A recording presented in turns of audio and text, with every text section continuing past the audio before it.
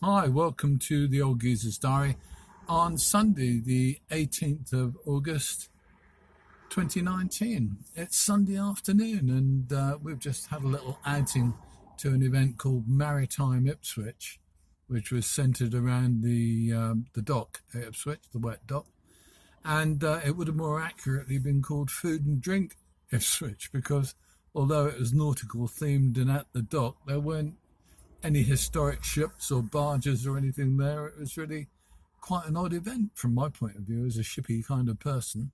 There were lots of refreshment tents selling everything from vegan products to burgers and everything in between. But but there weren't any ships, so the maritime connection was kind of not very there. Ipswich is still quite a decent maritime town. It's got a good sized port, dealing with quite a lot of smaller shipping, but this event didn't reflect it at all. Nonetheless, it was interesting, if only because I met a man called Des Pawson, who I've known for about 50 years. I used to work for him years and years ago, huge lot of years ago, and then about 30 years ago he set up his own business as a rope worker, tying knots and doing splices and doing all kinds of complicated things with ropes as a living. And since then, he's made a good living at it. He's now, like me, retired, but like me, he keeps on working because he likes doing it, and that's the key, isn't it?